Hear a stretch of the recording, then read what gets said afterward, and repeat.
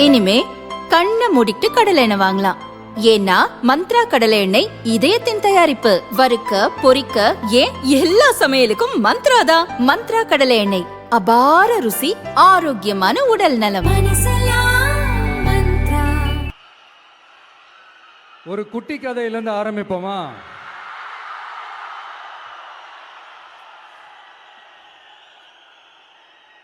ஒரு பெரிய ஊர், ஒரு 4 ரோடு ஜாயிண்ட் ஆகிற மாதிரி ஒரு ஜங்ஷன், ஒரு பிஸியான ஏரியா, ஆள் நடமாட்டம் அதிகமாக இருக்கக்கூடிய ஒரு ஏரியா. அங்கே சென்டரில் ஒரு முரட்டு ஜல்லிக்கட்டு காலை ஒன்று நின்றுட்டு இருக்குது. காலில் மண்ணை வீசிக்கிட்டு சீறிக்கிட்டு அப்படியே நின்றுட்டு இருக்குது. யாருமே பக்கத்தில் போக முடியல.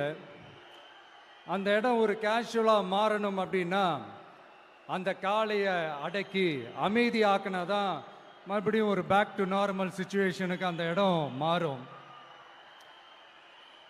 அந்த ஊரில் இருக்கிற ஒரு சில பேருக்கு மட்டும்தான் அந்த காளை அடங்கும். அவங்க யாருமே அங்கே இல்லை. ஆனால் அந்த க்ரௌடில் இருந்த ஒரு சில பேர், ஆல்ரெடி அந்த காளையை அடக்கணங்களோடு இருந்த ஒரு சில பேர், எங்களுக்கு இல்லாத அனுபவமா? நாங்க பார்க்காத காளையா, நாங்க பார்க்காத மாடா, நாங்க போய் அடக்குறோம்னு சொல்லிட்டு உள்ள போறாங்க. ஒருத்தராலையும் அந்த காளையை தொடக்கூட முடியல. எல்லாரையும் அடிச்சு வீசி தூக்கி போட்டுருச்சு. இப்ப என்னடா பண்றது அப்படின்னு பார்க்கும்போது அந்த கூட்டத்தை விலக்கிட்டு ஒரு சின்ன பையன் ஒரு என்ட்ரி ஒன்று கொடுக்குறான். உங்களுக்கு தான் தெரியும்ல, டேய் எங்களாலே முடியல,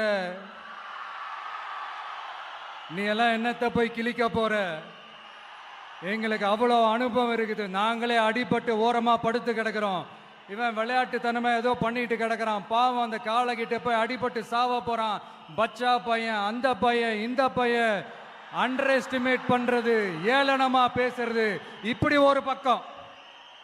இன்னொரு பக்கம் பரிதாபப்பட்டு, ஐயோ பாவமே, இப்படி தனியா போய் மாட்டிக்கிட்டானே அந்த காளைகிட்ட, என்ன பண்ண போறானோ அப்படின்ட்டு ஒரு பக்கம் பரிதாபப்பட்டு பேசுறாங்க. அந்த சின்ன பையன் எதுவுமே காதலியே போட்டுக்காம 2 பாக்கெட்லையும் கையை விட்டுக்கிட்டு ஸ்டைலா கெத்தா தில்லா அப்படியே உள்ள போறான். ஒரு ஸ்டெப் எடுத்து வைக்கிறான், அந்த காலை அப்படியே சீறிக்கிட்டே நின்றுட்டு இருக்குது. இன்னொரு ஸ்டெப் எடுத்து வைக்கிறான், காலை அப்படியே சீறிக்கிட்டே முன்னாடி வருது. மக்கள் எல்லாரும் பதட்டத்தோடு அப்படியே பார்த்துட்டு இருக்கிறாங்க.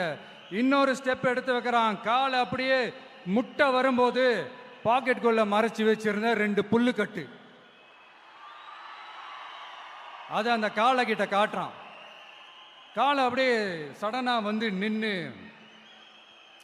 அது மூடெல்லாம் மாறி அந்த புல்லுக்கட்டை சாப்பிட ஆரம்பிச்சிருச்சு. அந்த சின்ன பையனும் அந்த காளையை அப்படியே தடவிக்கிட்டு வரான். காளையும் பக்கத்தில் ஒரு குழந்தை மாதிரி நடந்து வந்துக்கிட்டு வருது. பக்கத்தில் இருந்த ஒரு வயல்வெளியில் அந்த காளையை மேய விட்டுட்டு வரான். மக்கள் எல்லாரும் அந்த பையனை ஆச்சரியமாக பார்க்குறாங்க. அந்த அடிபட்டு கிடந்த அந்த அனுபவசாலிங்க தலையை தொங்க போட்டு நின்றுட்டு இருக்கிறாங்க. ஏன்னா பேசின பேச்சு அப்படி. வாய் இருக்குன்றதுக்காக நக்கலுமா நையாண்டியுமா நச நச நச நசன் ஒரே பேச்சு. என்ன பண்றது, தலையை குனிஞ்சு அப்படியே நின்றுட்டு இருக்கிறாங்க. அங்க ஒரு பெரியவர் வர்றார். வந்து அந்த பையன்கிட்ட கேட்கிறாரு, எப்படிப்பா இப்படி ஒரு முரட்டு காலை சீறிட்டு நின்றுட்டு இருந்தது, எப்படி அந்த காளையை அடக்கின அப்படின்னு கேட்டதுக்கு அந்த பையன் சொல்றான், ஐயா எனக்கு அந்த காளையை பார்த்தா கோபமா இருந்த மாதிரிலாம் எனக்கு தெரியல, அந்த காலை பசியோடு இருந்த மாதிரி இருந்தது, அதனால தான் அந்த புல்லுக்கட்டை காமிச்சவொடனே ஓகே நமக்கு தேவையானது கிடச்சிருச்சு அப்படின்னோடனே அந்த புல்லுக்கட்டை சாப்பிட்டுட்டு நம்மளோட அப்படியே ஜாலியாக வாக்கிங் வந்துருச்சு அப்படின்னு சொன்னான். இதை கேட்ட அந்த பெரியவர் சொன்னாரா, இந்த சின்னவங்க பெரியவங்க அனுபவம் இருக்கிறவங்க அனுபவம் இல்லாதவங்க இதெல்லாம் விஷயமே கிடையாது. யாரா இருந்தாலும் அந்த சூழலுக்கு ஏற்ற மாதிரி, அந்த சிச்சுவேஷனுக்கு தகுந்த மாதிரி என்ன பண்ணி அந்த ப்ராப்ளமை சால்வ் பண்றான், ஏது பண்ணி அந்த ப்ராப்ளமை சால்வ் பண்றான், அதுதான் விஷயமே, அதுதான் மேட்ரு. ஸோ நீ சூப்பர்ப்பா, என்ன ப்ராப்ளம் வந்தாலும் நீ சால்வ் பண்ணிடுவ அப்படின்னு முதுகில் தட்டி கொடுத்துட்டு அந்த பெரியவர் போறார். இப்போ அந்த கதையில் அந்த முரட்டு ஜல்லிக்கட்டு காலை தான் நம்ம தமிழ்நாட்டு அரசியல் களம். அந்த பெரியவர் தான் நம்ம தமிழக மக்கள். அந்த பாக்கெட்டுக்குள்ள ஸ்டைலா தில்லா கெத்தா ஒருத்தன் உள்ள வந்தான் பாருங்க, அவன்தான்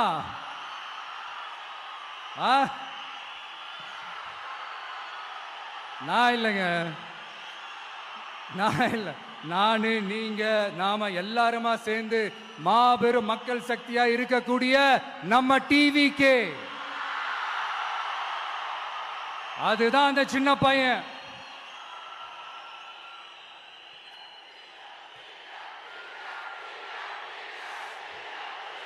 தேங்க்யூ தேங்க்யூ தேங்க்யூ.